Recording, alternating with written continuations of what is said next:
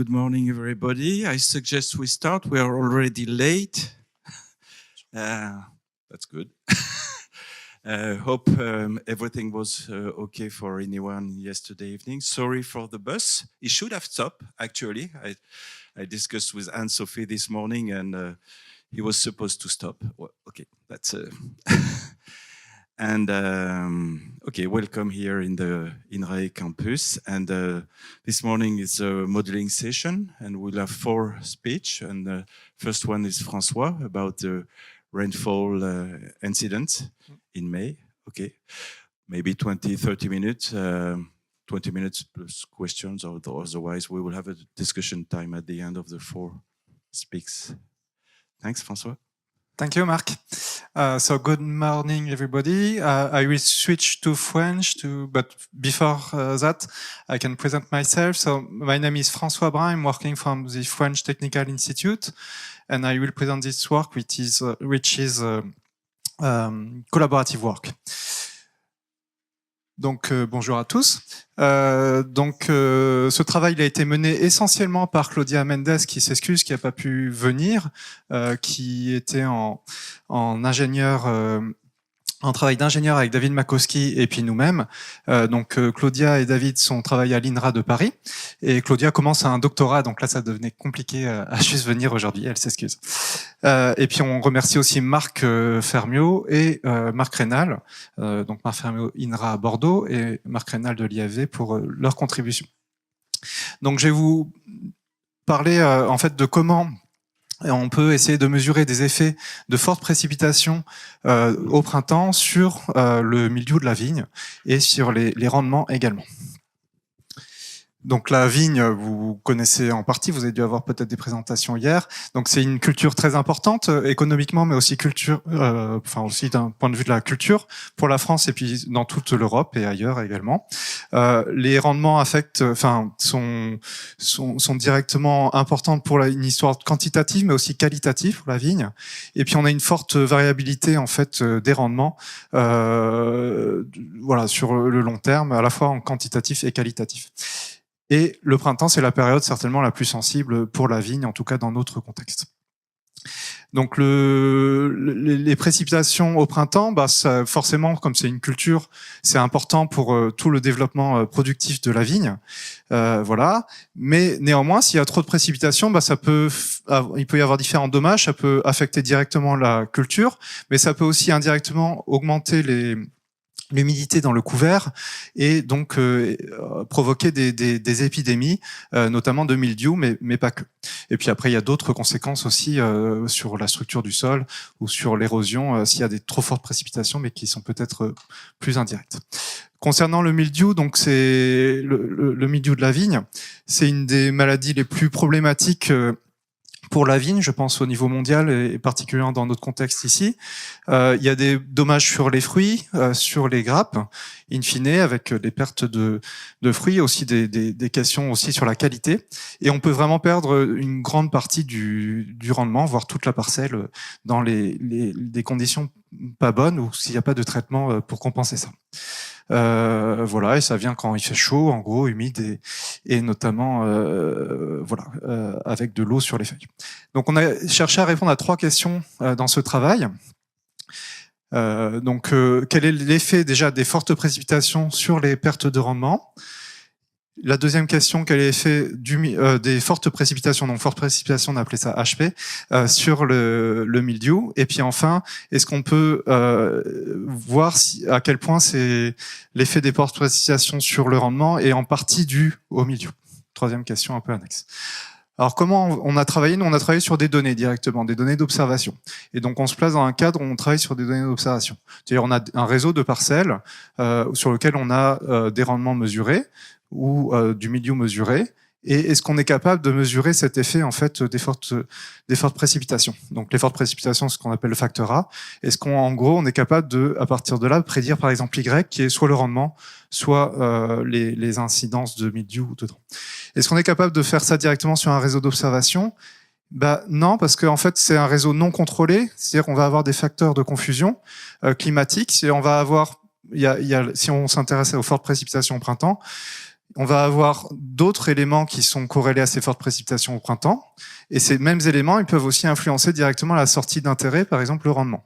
Par exemple, si on pense à la température, bah voilà, il peut y avoir des relations dedans.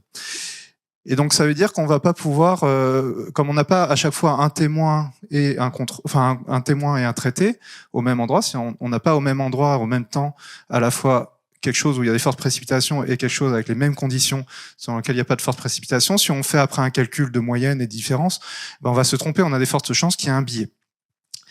Je vais essayer de vous le montrer. Alors, c'est un problème qui est connu, c'est un problème sur lequel on bute un peu en agronomie, mais c'est un problème quand même sur dans d'autres domaines, notamment en épidémiologie humaine ou en sociologie. Ils ont depuis des années, ils ont développé un certain nombre de méthodes, et donc l'idée c'est de voir si on peut transférer ces méthodes un peu dans nos cas. Donc il y a des méthodes notamment pour essayer de reconstruire. Enfin, le principe c'est on a un réseau d'observation avec des traités, des non-traités qui sont pas dans les mêmes autres conditions. Et donc le principe c'est d'essayer de trouver des méthodes pour en gros reconstruire quelque chose, repondérer, reconstruire un réseau qui soit équilibré finalement. Donc on a deux familles de méthodes qui sont assez populaires, il y en a d'autres aussi, qui s'appellent les méthodes de probabilité inverse, enfin dans lequel on pondère avec les probabilités inverses, donc IPW, Inverse Probability Weighting. Et puis une autre famille de méthodes qui s'appelle la standardisation, où on vient chercher à modéliser l'effet, le Y, et puis après on essaye de jouer finalement sur le modèle, on fait une fois le modèle sans et une fois le modèle avec. Et il y a d'autres méthodes, c'est celles-là qu'on a essayé de mobiliser, qui sont recommandées plus maintenant, qu'on appelle les modèles de double robustesse, qui viennent combiner un peu les avantages de ces deux méthodes derrière. Et après, on utilise derrière des différentes familles de modélisation statistique derrière. Alors, je vais pas rentrer dans le détail, mais le principe, c'est dedans, on va chercher à calculer d'un côté l'effet lorsqu'on a des fortes précipitations A. On va chercher à calculer l'effet quand on a des faibles précipitations B. Et après, l'effet traité, on va le faire en faisant la différence ici. Donc c'est ça qu'on va chercher à calculer. Derrière, en fait, on va pas directement faire la moyenne de tout ce qui est observé traité et la moyenne de l'autre côté, la moyenne de tout ce qui est observé non traité, sinon on a ce problème de biais. Donc on va un peu ruser ici. Alors je vais pas rentrer dans le détail, mais il y a une composante qui correspond plutôt ici à la partie standardisation, c'est-à-dire on cherche à modéliser directement le rendement. Ici aussi, elle apparaît ici. D'accord. Et après, il y a une correction ici qui est liée en fait à la composante un peu IPW, la pondération avec les probabilités inverses. Et donc ici, le HPY, c'est la probabilité d'avoir des fortes précipitations en fonction des autres covariables. Bon, je ne rentre pas dans le détail, c'est pas le but aujourd'hui, mais tout ça fait qu'on est capable si on a la bonne modélisation ici et ici, ou au moins un qui est pas trop mauvais, eh ben, on est capable de débiaiser un peu cette estimation.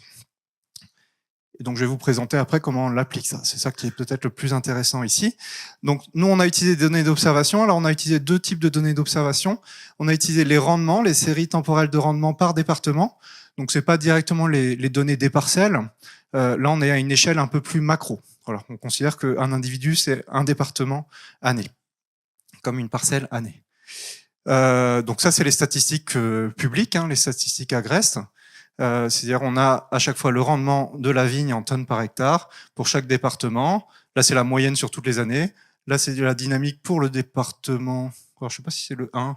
C'est peut-être pas le vrai, c'est pas le 1-1, mais voilà, c'est pour un des départements avec la dynamique ici des rendements. Et on a un jeu de données, après je vais vous le montrer, on a juste soit le jeu de données complet ici, et puis après on a un jeu de données sur lequel on est capable d'avoir en même temps les données de maladies que je vais vous présenter après. Alors concernant les données de maladies, ça c'est les données notamment de l'Institut de la Vigne, mais aussi d'autres partenaires qui contribuent à ce réseau d'épidémiosurveillance. Donc on a des données d'observation, donc elles sont observées sur des zones qui sont non traitées, des zones non traitées des parcelles. Et puis après, donc les opérateurs, les différents observateurs, les experts viennent mesurer différentes maladies sur la vigne. Là, ils ont dû encadrer quelques taches de mildiou. Ils viennent regarder ça sur les feuilles, sur les grappes aussi. Nous, on a regardé uniquement sur les feuilles dans ce cas-là, et on a regardé deux variables. La fréquence de feuilles malades, ici, Et la sévérité, c'est le pourcentage de lésions sur les feuilles en moyenne. Marc, il me corrigera si besoin. Côté données météo, je ne vais pas rentrer dans le détail, mais on a construit des indicateurs météo pour chacune, correspondant à chaque endroit, qui sont basés essentiellement sur les principales données météo faciles à avoir, donc notamment les précipitations, mais aussi les températures, le rayonnement, l'évapotranspiration, ou encore l'eau dans le sol. Ici, c'est un index d'humidité relative, et après différents indicateurs qui ont pu être calculés à partir de ça. Une fois qu'on a ça, on a des données sur chaque département, à la fois de rendement, de maladie, sur chaque département année, et on a pris pour chaque département pour essayer de voir comment on définit en fait ce qui est une forte précipitation. On a considéré que ce qui était une forte précipitation, c'est quand c'est les 20% pour chaque département, les 20% d'années en fait qui sont le plus fortes en fait. Et donc c'est un quantile en fait le 80e le 80e percentile, et donc ça nous permet en fait de dire pour chaque situation est-ce qu'on est en forte précipitation ou pas. On a transformé ça en valeur binaire. Après, on a cherché à répondre à nos questions à partir de là. Donc, quel est l'effet des fortes précipitations sur le rendement? Alors, si on regarde les données brutes, on voit quand on a des fortes précipitations ici, là en orange, on est un peu plus faible en rendement on est un peu plus faible que quand on a des précipitations, quand on n'a pas de fortes précipitations. Sur le rendement sur toute la France, si on est sur le jeu de données un peu filtré, c'est pareil. Mais là, je vous avais dit, si on fait ça directement, on pourrait regarder la moyenne de ça, la moyenne de ça. Bon, ok, il y a un effet. On pourrait le dire, mais il y a un fort risque qui est un biais, en fait, puisqu'on ne sait pas à quel point c'est équilibré. Donc, c'est ça qu'on va chercher à corriger avec les méthodes que je vous ai présentées juste avant. Donc là, dans ce cas-là, on a eu deux modèles. Le modèle, en fait, pour prédire la fréquence de probabilité des événements de forte précipitation ici. Et puis un deuxième modèle, en fait, donc ça, c'est la partie IPW, la probabilité inverse, et le modèle pour prédire le rendement en fonction, bien sûr, des fortes précipitations, mais aussi d'autres covariables. On a utilisé deux familles de méthodes. Donc ça, c'est des modèles avec des effets mixtes. Ça, c'est des gradient boosting, donc plutôt du machine learning ici, là plutôt du modèle linéaire classique. On a combiné ça on a pris en compte différentes variables météo ici, de facteurs confondants. On a combiné ça avec de la validation croisée dans ce cas-là, du bootstrap aussi, pour estimer les intervalles de confiance. Les modèles qu'on a nous semblaient relativement performants. Bon, c'est jamais super satisfaisant, mais on était assez content, on était capable de pas trop mal prédire le rendement à partir des variables ici, et puis on est capable de prédire pas trop mal l'occurrence en fait des événements de forte précipitation aussi.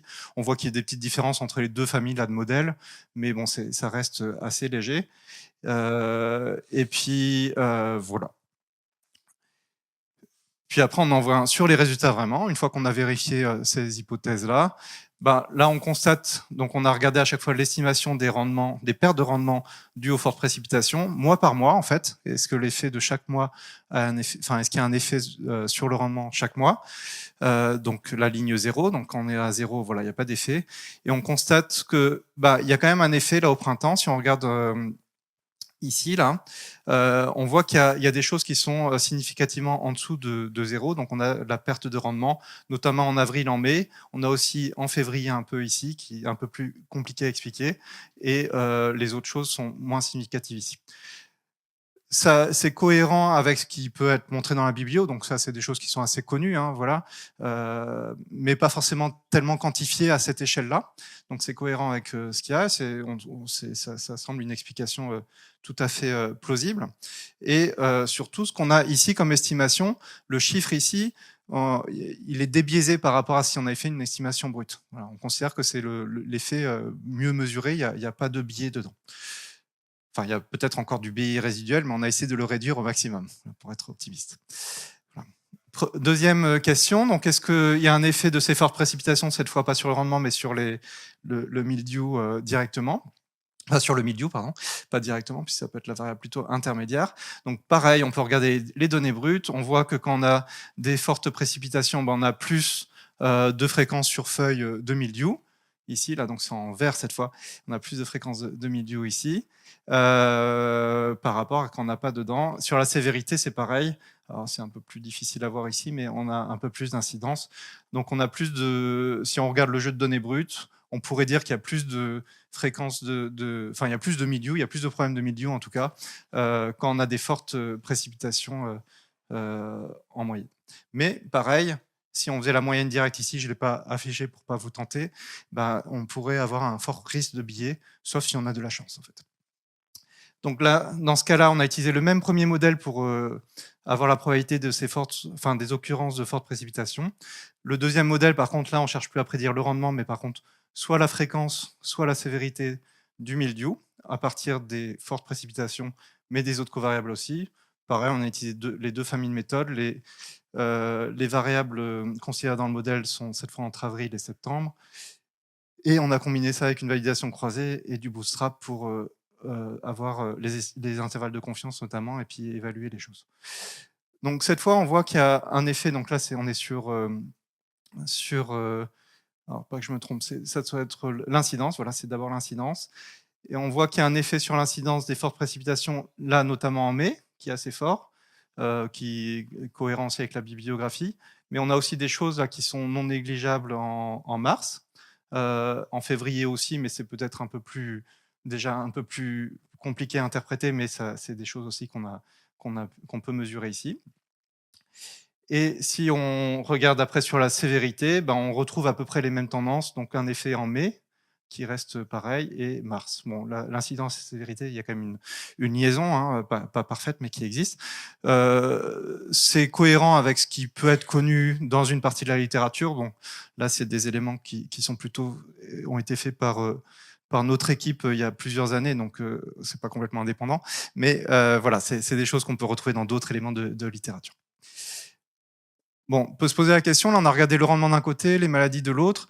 Est-ce que, en fait, cet effet des fortes précipitations sur les rendements n'est pas lié indirectement au milieu, ce qu'on s'en doute, hein, c'est pour ça que tout le monde travaille sur les maladies. Voilà, on se doute que c'est quand même le milieu qui est dépendant de ça. Donc pour essayer d'essayer d'explorer un peu cette piste, cet élément, là on a construit des modèles qui cherchent à prédire en fait le rendement en fonction des maladies directement, enfin de la sévérité du milieu ou de la fréquence, avec différentes covariables. Et puis on a fait un modèle dans lequel, en même temps que cet effet maladie, on rajoute l'effet des fortes précipitations.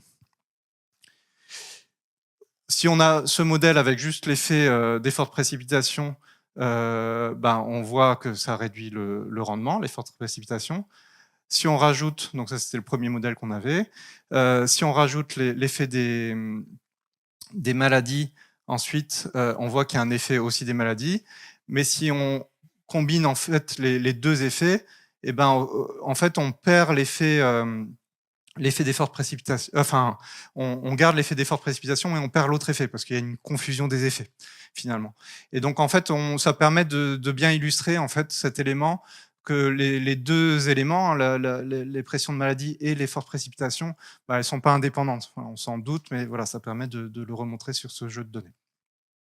Alors pour conclure, donc les principaux effets en fait des fortes précipitations sur les pertes de rendement, on a une perte là qu'on peut mesurer à autour de 8,7%.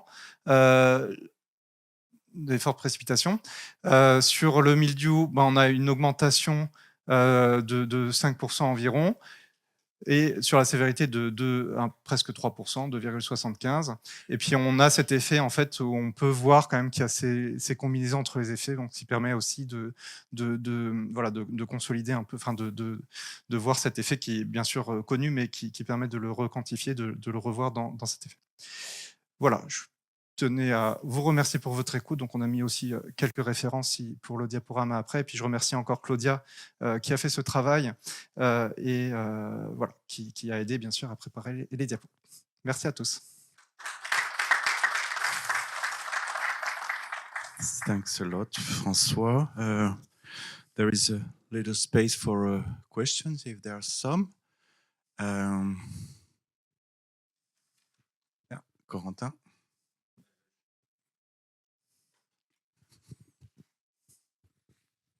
Bonjour François, merci pour la présentation.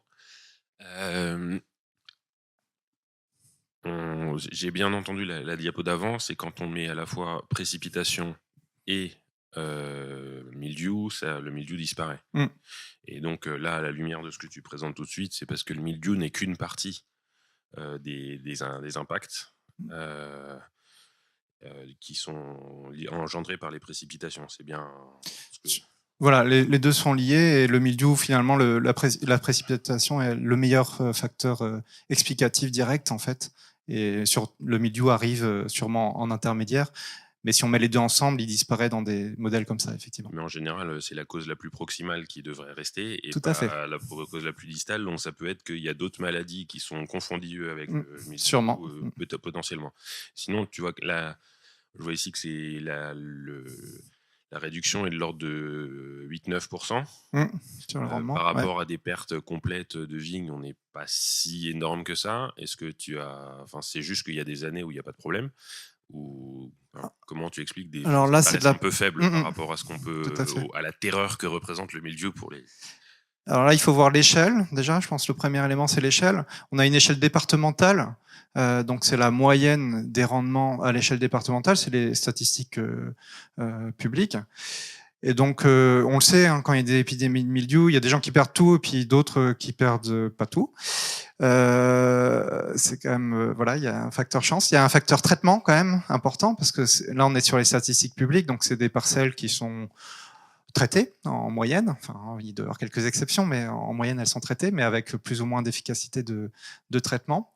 Voilà, je pense que c'est les deux éléments de réponse. Peut-être Marc, si tu veux compléter, bien sûr. Oui, peut-être un élément aussi d'explication, c'est qu'il y a des effets de compensation de la vigne. Là, c'est la baisse de rendement, c'est-à-dire c'est l'impact final. En fait, il n'y a pas une corrélation directe entre la destruction par le mildiou et la baisse de rendement. Il peut y avoir des effets de compensation de la vigne. Et souvent, ils sont de l'ordre de... je te rappelle, Marc, on discutait ces points-là. On disait presque avec 20% de sévérité d'attaque sur grappe, on peut ne pas avoir de baisse de rendement. Donc là, presque le 9%, ça peut être quasiment du 30% en fait. Oui, après compensation. Oui, oui. Je suis d'accord. Oui, oui, mais tout à fait. Oui, question. Alors.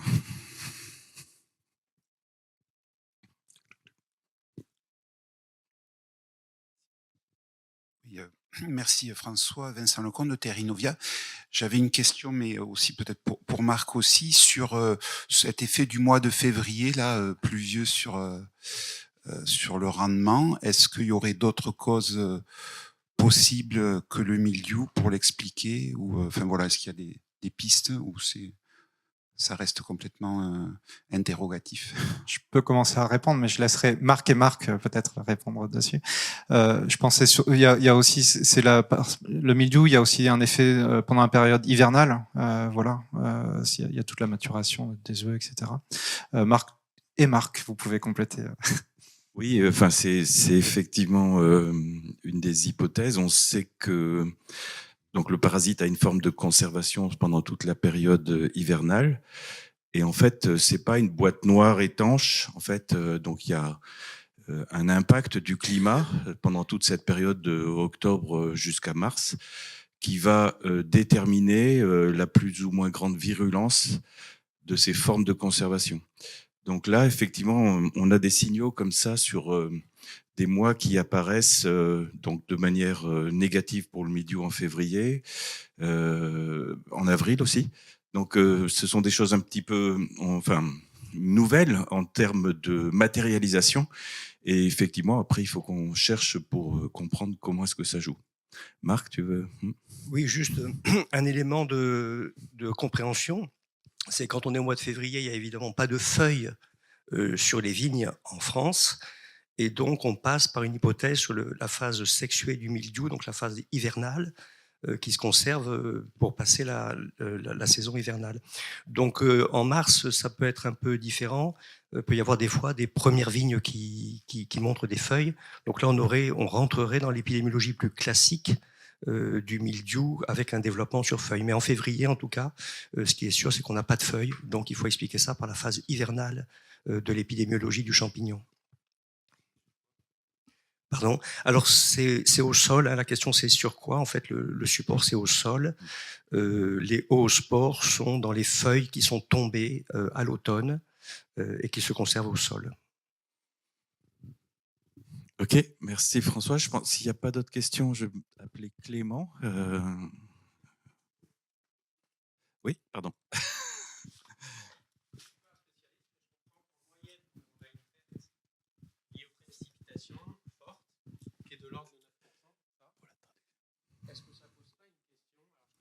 Les règles exactes de la MRC, mais si on se projette sur un système assurantiel, ça pose des questions sur les niveaux de franchise, non? Ça, parce que ça veut dire c'est une valeur moyenne, j'entends, mais quand même, on se dit que finalement, si les niveaux de franchise sont un peu élevés, potentiellement, on passe à côté de la couverture d'un risque. Alors, c'est une valeur moyenne, mais j'aimerais un peu avoir votre avis là-dessus. Et est-ce que vous en avez déjà parler finalement pour voir si ce type de résultat ne pouvait pas nourrir aussi une réflexion un peu de fond sur le niveau des franchises et la capacité finalement à être efficace dans la couverture. Alors, je pense pas que je sois capable de répondre là-dessus sur ce lien avec les assurances, mais je vous laisse. Je peux essayer de venir à ta rescousse, peut-être même Yann aussi. Ce qu'on peut dire effectivement, c'est que quand on a fait l'expérimentation, les 4 années d'expérimentation avec les 2 caves, Buzet et Tutiac, leurs conditions au départ, c'était 0 franchise. La première année, c'était 0 franchise. À 20% de franchise, ils voulaient pas jouer. Et puis bon, 0%, on s'est rendu compte que c'était très compliqué à mener. Et en fait, après, on est parti sur une franchise à 5%, effectivement. Et là, les 2 caves ont adhéré sur ce système. Mais effectivement, sur 20%, ils disaient, nous, on joue pas. Après, pour compléter par rapport au jeu de données et son périmètre, je rappelle qu'on a une échelle départementale moyenne. Dans l'idéal, ça aurait été bien d'avoir l'exercice avec un réseau de parcelles. Je pense que ça aurait été plus pertinent. On aurait vu aussi la variabilité interparcelle. Donc ça, je pense que c'est quand même quelque chose d'important. Et on est dans un niveau de protection plutôt fort, moyen du vignoble. Alors que le dispositif assurantiel viserait à avoir un niveau ce qu'il faut. Là, on est peut-être dans un niveau de surprotection par rapport à ce on pourrait certainement réduire. Et on peut noter au passage, c'est une illustration du manque de données avec un grain suffisamment fin. En fait, il aurait fallu descendre moins au niveau de la commune pour avoir aussi des choses des regroupements communaux. Ouais. Ah, Gaël. Sur la période hivernale, est-ce qu'il y a des moyens de prévention qui existent, justement pour limiter, là c'est le courtier qui vous parle, des moyens de prévention qui existent pour justement diminuer l'impact du mildiou au moment de la période printanière? Alors, est-ce que ça existe ou est-ce qu'il y a des pistes? Il y a des pistes. Alors, ça fait partie des travaux de l'UMT.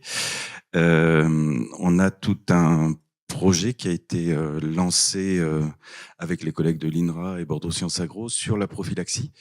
Disons, on a fait l'observation que la prophylaxie, ce sont jusqu'à présent surtout des mesures qui portent sur le lot, sur la plante, drainage des parcelles, des choses comme ça, enherbement pour limiter la vigueur, et s'attaquait jamais directement aux champignons, au milieu. Et donc là, on a lancé un projet qui s'appelle Profil, qui est maintenant poursuivi par la chaire Millardet. L'idée, c'est de mettre en œuvre la prophylaxie directement sur les bioagresseurs. Les bioagresseurs, parce qu'il n'y a pas que le mildiou, il y a tout le complexe fongique, mildiou, oïdium, black rot. Et donc, c'est quelque chose qui est en train d'être travaillé. Donc, l'idée, c'est d'extraire les feuilles juste en fin de saison, juste après vendange, en fait. Donc, on est en train de travailler sur la mise au point d'un prototype pour extraire ces feuilles, de les mettre en compostage. Et on a vérifié avec des châteaux qui font déjà du compostage que quand on met des lots de feuilles qui contiennent du mildiou, ça inhibe la germination du mildiou l'année suivante. Voilà. Alors après, c'est quand même une méthode qui va être extrêmement lourde à mettre en œuvre parce qu'il faut la machine, ça va être du temps de passage. Voilà. Mais en même temps, on ouvre une fenêtre de lutte contre le parasite sur une autre période que la saison estivale.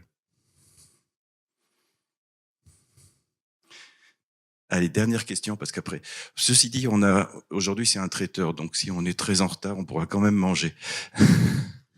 Oui, bonjour. Peut-on supposer que les évolutions climatiques vont également modifier encore la répartition des pluviométries et des températures et donc éventuellement des impacts? Là, j'ai pas fait le point sur les scénarios de changement climatique, mais c'est sûr que ça va changer le régime des pluies. Enfin, c'est ce qui est attendu hein, d'ici 2050. On n'a pas fait l'exercice, mais à partir de là, on pourrait faire de la projection un peu. C'était prévu au début, on l'a pas fait encore pour essayer de se projeter un petit peu à quel point on va avoir plus de printemps pluvieux dans ce cas-là, éventuellement.